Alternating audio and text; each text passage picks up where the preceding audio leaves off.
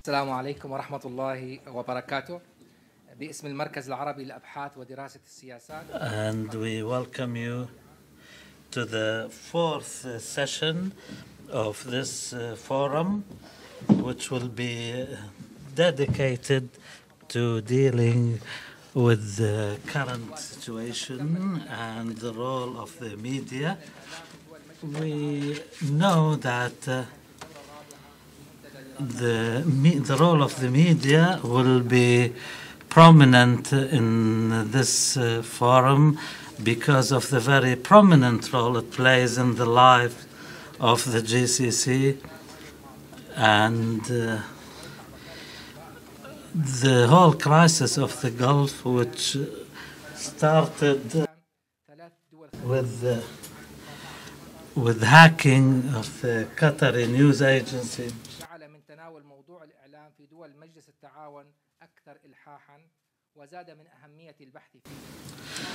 And the role of the blockading countries of Qatar and the insistence on closing down Al Jazeera.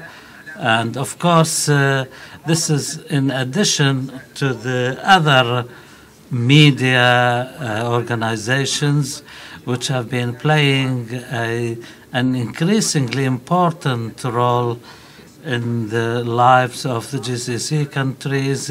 Instagram, Twitter, and YouTube and other platforms have provided an important opportunity. And of course, there was also a lot of bad usage of the media, regardless of any ethical consideration. All of this has come into existence at a time when the new media has playing an increasingly important role in the lives of the Arab countries. All these aspects have been dealt with different themes of this forum. As for international relations and policies at the GCC, in this forum, this theme has been almost totally dedicated to the Gulf crisis because of the strategic position the GCC countries have to cover the important aspects of the Gulf crisis and the political security and energy impact on the world. And of course, this is in addition to discussing the direct and indirect root causes of this crisis. We are pleased to host His Excellency Sheikh Mohammed bin Abdul Rahman, the Deputy Prime Minister, Minister of Foreign Affairs in the state of Qatar, which will be doing that in a keynote address tomorrow evening. And also with us, Sheikh Abdul Rahman bin Ahmed, and Sheikh Abdul Rahman will be dealing with the crisis of the media in today's afternoon sessions. After 3 years of launching this forum is becoming one of the most important forums which invites the elite from different Gulf countries and discusses different issues facing GCC countries, both internally and externally. And over the last 3 years, this has become a tradition whereby in the first week of December, we organize this forum to discuss these issues, and it has become one of the most important platforms at the level of the GCC, and we hope that it will be playing an even more important roles in the future. We have invited over 40 experts who will be presenting papers on issues relating to the economy, media, international relations, and others. And we are very grateful for all who have taken the time and trouble to join us in this forum. And this is an opportunity for all of us to discuss these issues. I thank you again for your attendance. We will start immediately with the keynote speech by Dr. Bertrand Badie. He will be discussing the regional aspects of the Gulf crisis. Dr. Badie is a professor of international relations in the French Institute and the Center for Peace Studies. He has many publications in his name, and is a member of the advisory board of many other publications on European affairs and also human rights and international relations, and some in Europe, some in Brazil, India, and others. We welcome Dr. Bertrand Badie to deliver his speech.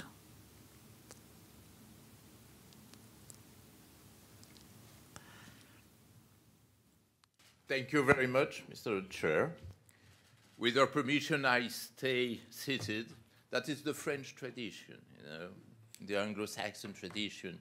People are delivering their lectures standing up, but in the more relaxed French tradition, we are remaining seated. I would like first to thank you and to thank the president of the Arab Center for inviting me and for giving me the honor to deliver the opening lecture. I am not sure that it was a good choice, but for me, it's really a privilege, and I would like to thank you for that. Ladies and gentlemen, we are now in a global world. You remember the famous sentence of Susan Strange to a distinguished American scholar, Kenneth Ward, when she said, "Wake up." No, it was not Kenneth Ward, sorry, it was Stephen Krasner. "Wake up, Steve, the world has changed." That's why, ladies and gentlemen, I will present you the present Gulf crisis as a systemic crisis, as a global crisis. Of course, the present crisis is a major event in the international relations. Of course, it is probably restructuring the international system and the international arena. Of course, there is a long tradition of the Iran-Saudi Arabia duality in our world. But even this tradition is not a perfect continuity. If we want to understand the relationship between Saudi Arabia and Iran, we have to pass by the international system. The international system has shaped these relations.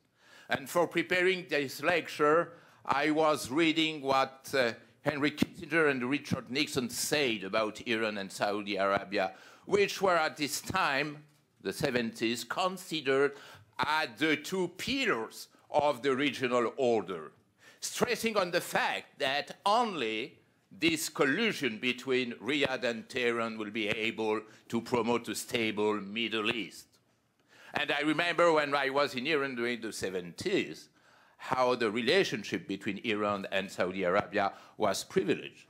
At this time, no one was speaking of a struggle between Shias and Sunnis or a struggle between Arab and Iranian. That's why let's keep a distance from the immediate event and consider them as structured by our global system. What is this global system? I will point out four major changes, four major trends in our present international system. The first one, and maybe the most fascinating point, is that power is getting powerless. This is the major change after the bipolar world. I mean by that there are no longer superpowers. Superpower was a concept coming from the Cold War and the bipolarity. And now it's impossible to speak of superpowers at a time when the US superpowers is not able to win a war. And remember that the US superpower couldn't win a war, except the multilateral coalitions, after 1945, except the war against Grenada Island in 1983, when the superpower could defeat an army constituted by 89 people. But something interesting also, that power is powerless because now regional powers are probably more efficient than international power. But in the meantime, this is my third aspect of this powerlessness of power. At the meantime, the regional powers are more and more defeated by smallers. Power is getting power. Second point, there is in a world, in this global world, an increasing interdependence between all the units which are constituting the international system. Interdependence between states, interdependence on the political point of view, but also interdependence on the economic point of view, on cultural point of view, on the mediatic point of view. If there is an increasing interdependence, sovereignty, which was the cornerstone of the traditional international order, sovereignty is challenged. Not destroyed, because there is something lasting in sovereignty. It's the appeal against domination. Probably the Palestinian people are more aware of what sovereignty means than all the other people around the world, because this aspect of sovereignty is lasting. All the people during all the ages are able to challenge a domination. But sovereignty as an instrument of government is now severely challenged. The third change is that there is no more a real polarization in the world. We were trained, my generation, the generation of old scholars, my generation was trained in the idea that polarization was one of the main elements of the international system. But now, clearly, we don't have a unipolar system as people believed during the first 90s.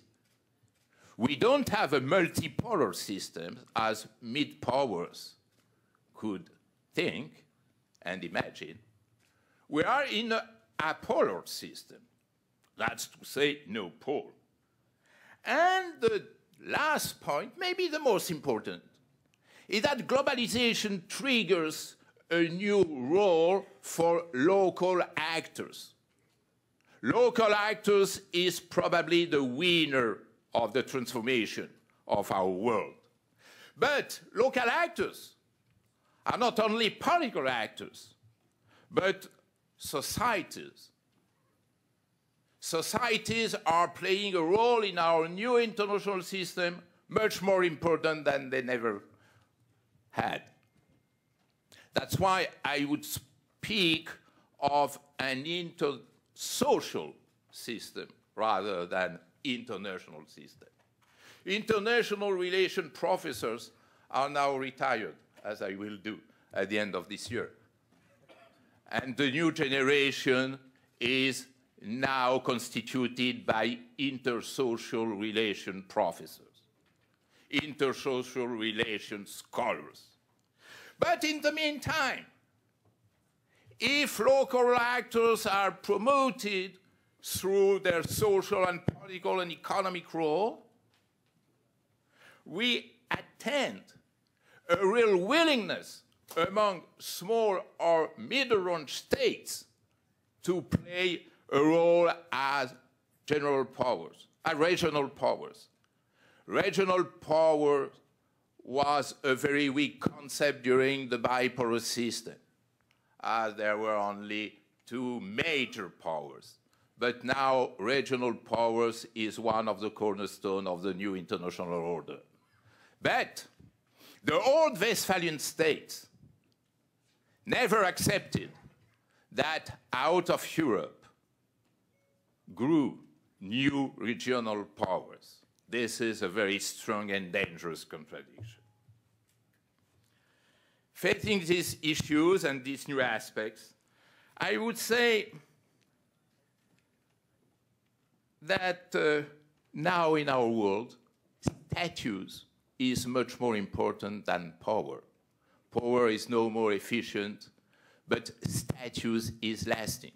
That's to say, all the states in this world are fighting for keeping or improving their status. I can say that here in Doha, that international relations can be compared with football. That's to say, all those who are playing in the second league want to be upgraded and to have the opportunity to play in the first league, and those who are playing in the first league are afraid of being downgraded to the second league. This is probably the main core of the international dynamics that we can observe by now.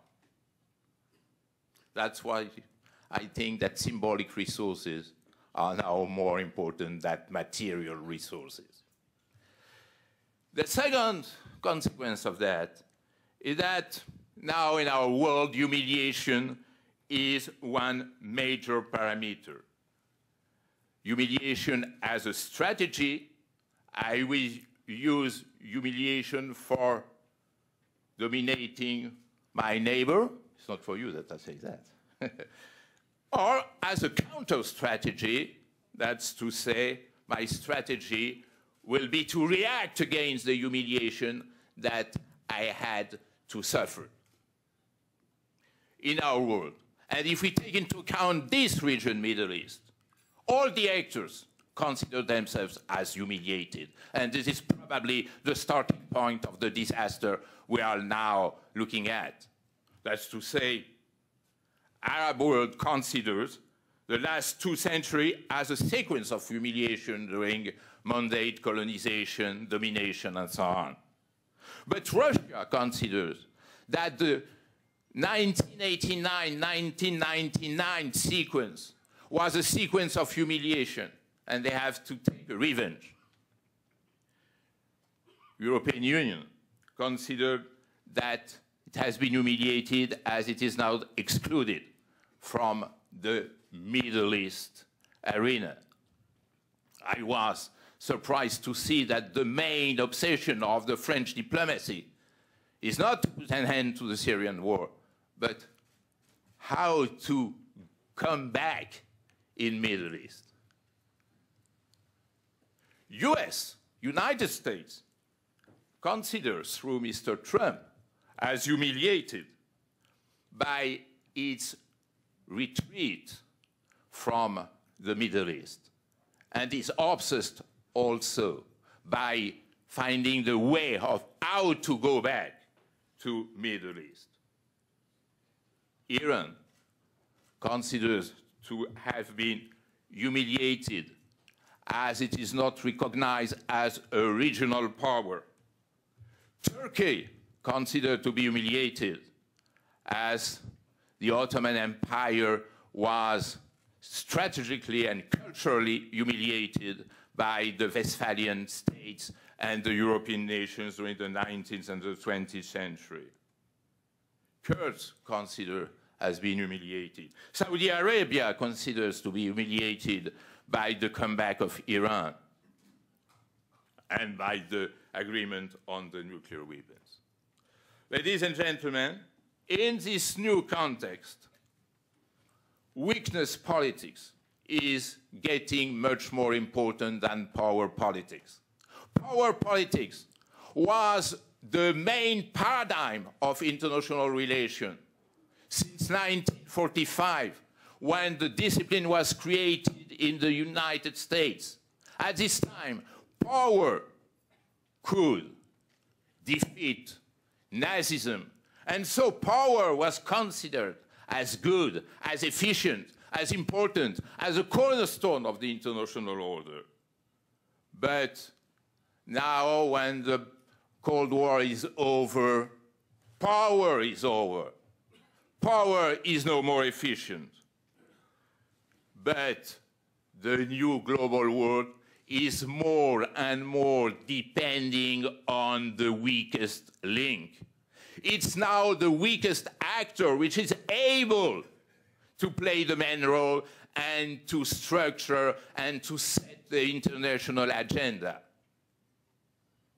Who was the man who was able to set the international agenda since 2000? Is it the President of the United States or the head of one of the violence entrepreneurs like Osama bin Laden or Khalif Ibrahim? We have to find among the weaks, the non-organized, the real source of the international event. International events are no more produced by the superpower or by the powers, but by the weakers. I will explain that. After, I will try to show you how this vulnerability is creating new opportunities, and after, I will have a conclusion on the destabilizing results of that on the region. Let's start by weakness politics.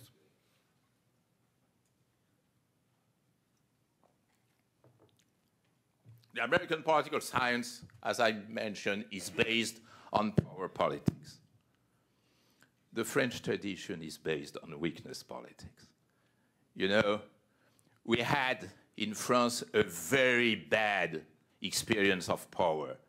We were defeated 3 times within 1 century, in 1870 against Germany, and then we created our own republic. In 1940, and this is a big trauma that the major part of the French society is not able to understand, they are still convinced that France was among the winners. And we were defeated during the colonial wars by a weak army commanded by General Giap in Dien Bien Phu. And we were defeated during the Algerian War, as even if we can get some military victories, we were politically defeated. We know what power means. We know how now power is inefficient. What is the basis of this weakness politics? 2 bases. The first basis is that power is getting powerless, and this for 3 reasons. First, because we are, for the first time in the history of humanity, in a global world. And globalization implies interdependence. And interdependence prevents the use of military resources. It is what the Western decision makers don't understand. That guns are not efficient against societies. Guns are efficient against other guns, but not against social deprived or humiliated social actors. The second aspect of this powerlessness of power is that repression, for the same reason, repression does not work, but creates new humiliations and it gives a more important role to social actors and to weak actors.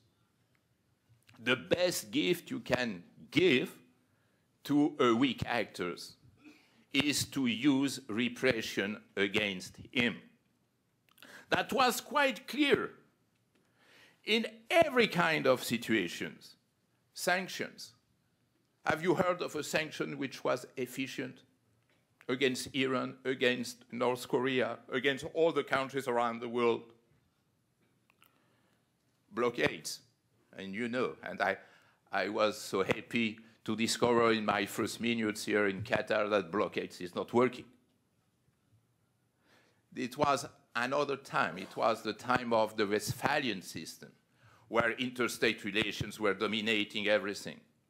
Now, the multiple links and social and economic links that we can weave in our global world makes inefficient any kind of blockade. Military intervention, which was used several times. My country intervened in Africa 50 times since the decolonization, and it never worked. And what about the American intervention in Somalia, in Afghanistan, in Iraq, and so on? What the repression in Bahrain could result.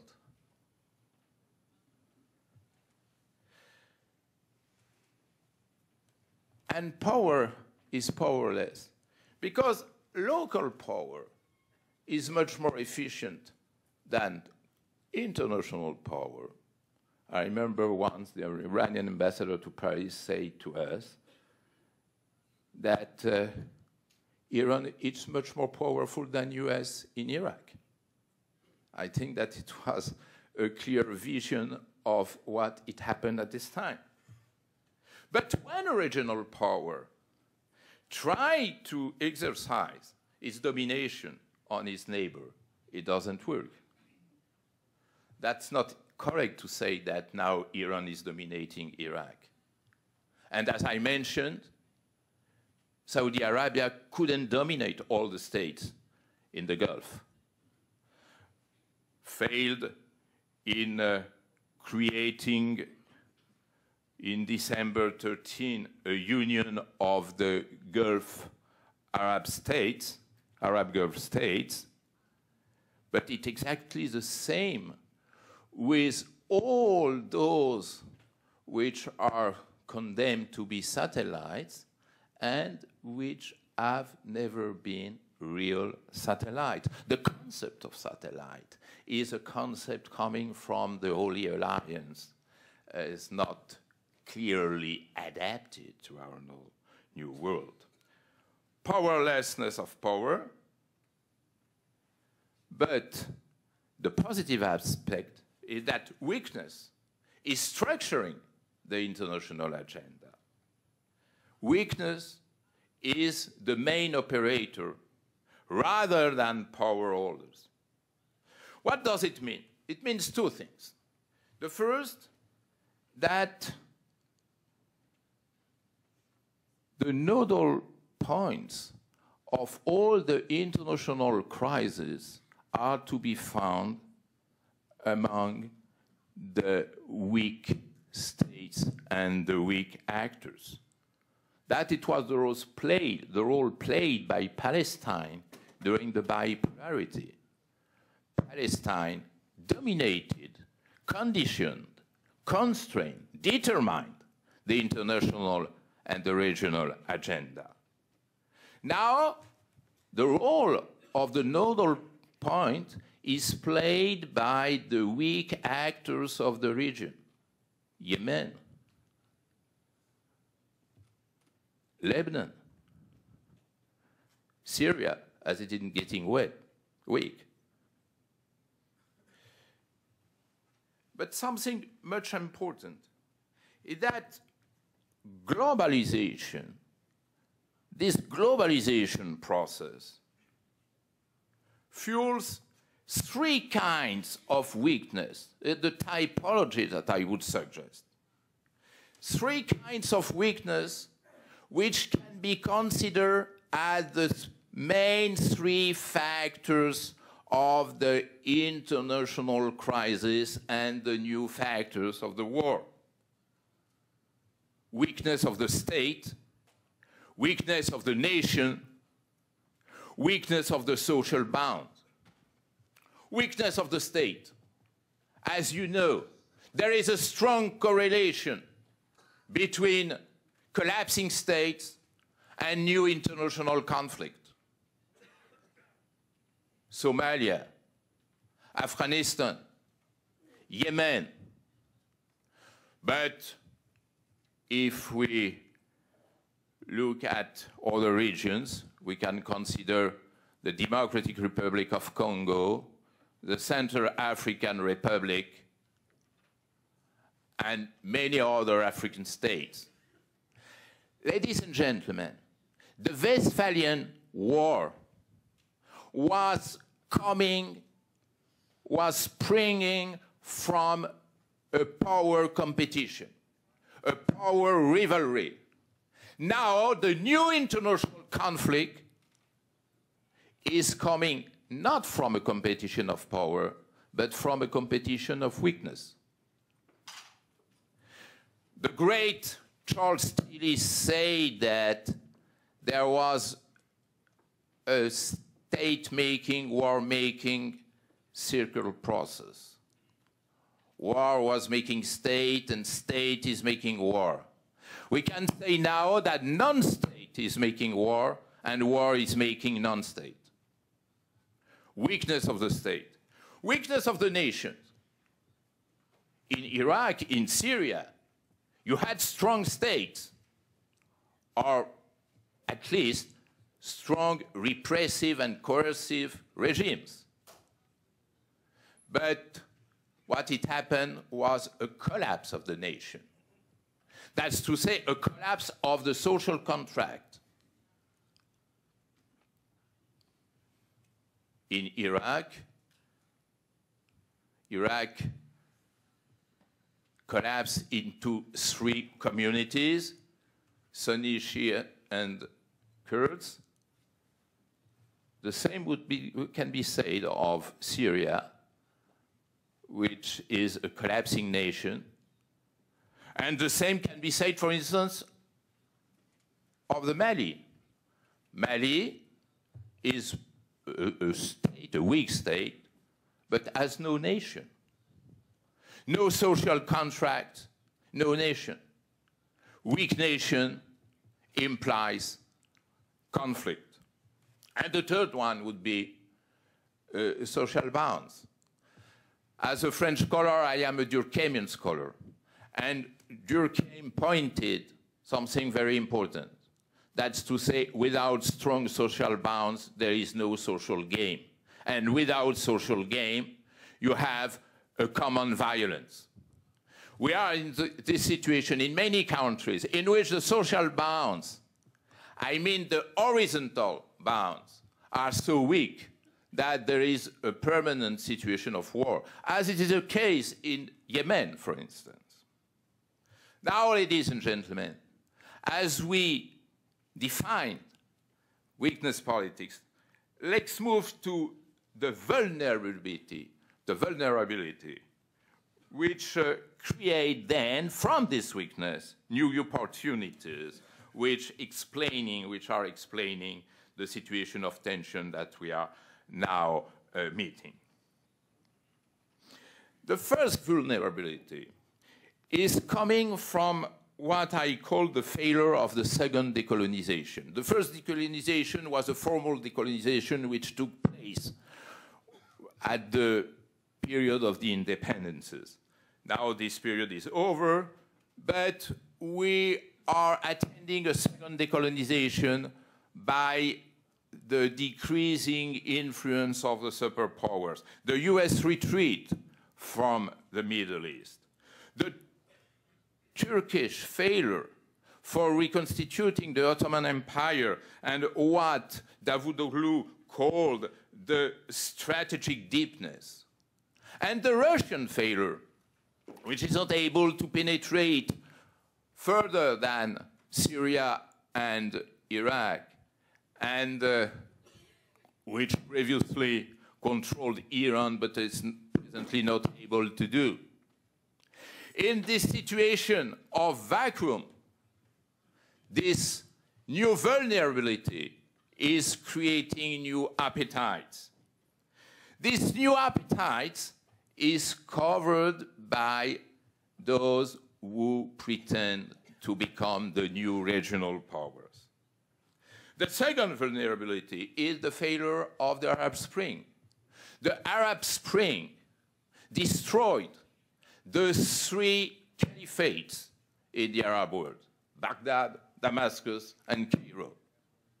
And this new situation creates, of course, a situation of expectation among Saudi Arabia, which was the least possible candidate inside the Arab League for taking over the leadership of the Arab world.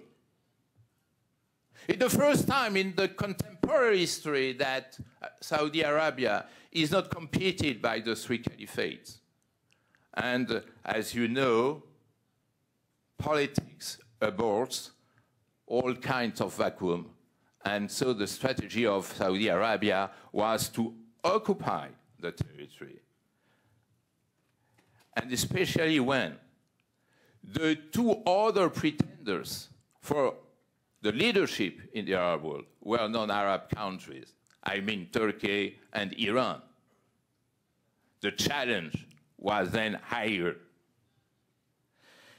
But I think that there is a third way of new opportunities.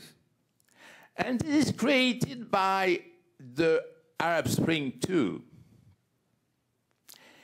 I think that the main result of the Arab Spring, in not the revenge of the conservative states, is the revenge and the new efficiency of all kinds of deviant strategies.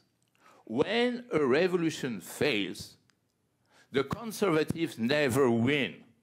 Those who are the real winners of this failure are the deviant actors, deviant strategies that we can observe everywhere in the Arab world, from the violence entrepreneurs, Daesh, Al-Qaeda, ACAP, ACAP is a French acronym, ACAP, and so on, but also in the main actors of the Yemen wars, like the Houthi or the Kurds.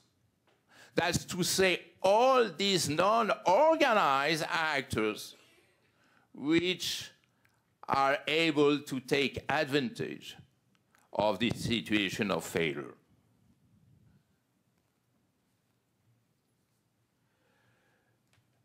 That's why Saudi Arabia, but also Iran in his camp, expects that this situation of weakness and disorder would be an advantage for upgrading their role in the region.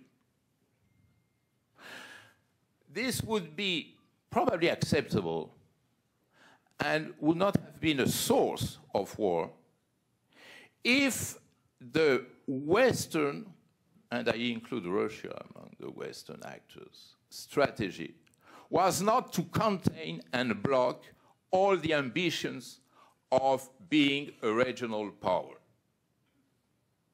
And this new tension is probably the real source of war. That's to say, it is double tension between regional powers and weak actors, and between regional powers and international powers. This is exactly the dangerous aspect of our present international context. I wrap up with some consideration about the results of that. I will have 5 minutes, 6 minutes? 5 minutes, okay, perfect. 5 minutes for 4 results. The first one would be the complexification of the Middle East cleavages. Middle East is no more Schmittian. You know, in the Schmittian model from Carl Schmitt, the lawyer, the German lawyer Carl Schmitt, the international order can be described through the paradigm of friend and enemies. And the friends of my friends are my friends, the enemies of my friends are my enemies, and the enemies of my enemies are my friends. This is the Schmittian paradigm. This doesn't work in Middle East. You can be the enemy of my enemy, but you are, however, my enemy. You can be the friend of my enemies, but, however, you are my friend. You can be the friend of my friend, but, however, you are my enemy. For a Western brain, this is very hard to understand. But, ladies and gentlemen, it's probably the new trend of our present world. And that's why the Westphalian concept of alliance does not work anymore. And that's why, for instance, we attend this very strange coalition, Israel, US, Saudi Arabia, facing maybe Qatar, Turkey, and Iran. But I have heard that Turkey is also the friend of Saudi Arabia. Ladies and gentlemen, no alliance, but no religious cleavage. The present Gulf crisis shows that religion is not an explaining variable, as people are convinced in the old world. If now Qatar is close to Iran, if Iran is allied with Hamas, and if the Ba'ath Party in Syria cannot be considered as Shia. If you say to an Iranian mullah that Bashar al-Assad is a Shia, he will laugh at you. So, in this new situation, the religious variable is not operating.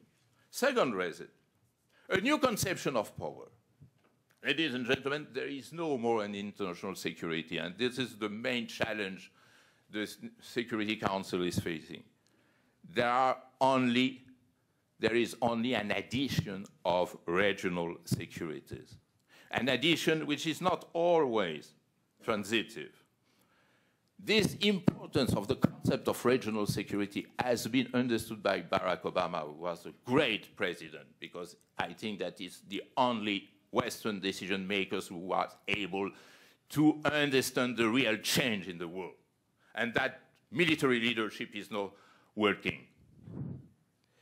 And that's why Obama tried to coin the concept of leadership from behind, leaving to the regional actors the main role. Like the elected president of Egypt, Mohamed Morsi, said in Tehran in August 21st, 2012, when he considered that the best solution would be to create a new format, including the 4 regional powers, Egypt, Saudi Arabia, Turkey, and Iran, for solving the Middle East crisis. This is the most important challenge. I mean, how to recognize regional power. This is the first point in the new international agenda, to promote regional powers. And Mr. Trump is far from this vision. The third result is a strange comeback of the old-fashioned power politics in the region. That's to say, an attempt of the superpower, of the old superpower, to come back in the region, an attempt of the pretending regional powers to assert themselves in the regions, and the use of power as a quest for survival. But it does not work. And the fourth result is what the great British political scientist Mary Kaldor pointed in his book on Old War, New Wars. Middle East is the laboratory of the new international conflict. What is a new international conflict? Is a conflict resulting from a rivalry among the weaks, rather than a rivalry of powers. Second, it's a deterritorialized conflict. That's to say there is no battlefield, there is no territory to control, but there is a kind of globalization of the conflict. That's to say the Syrian conflict is not located in Syria, but is located in all the world. And if there is a conflict in the Gulf, it will not be a regional conflict, but it will be a globalized conflict for a regional security challenge. And third, a new international conflict is a result of the tectonics of society, of these new international relations, rather than an interstate conflict. Thank you very much.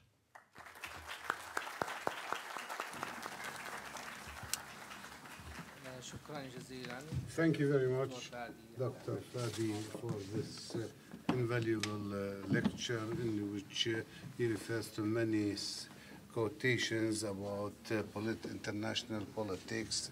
We come to the end of this opening session. We'll take a short break, after which will be divided into two paths, one about the media, which will be in the other amphitheater, and the second one will be international relations, which will be at this same hall. Thank you. See you soon.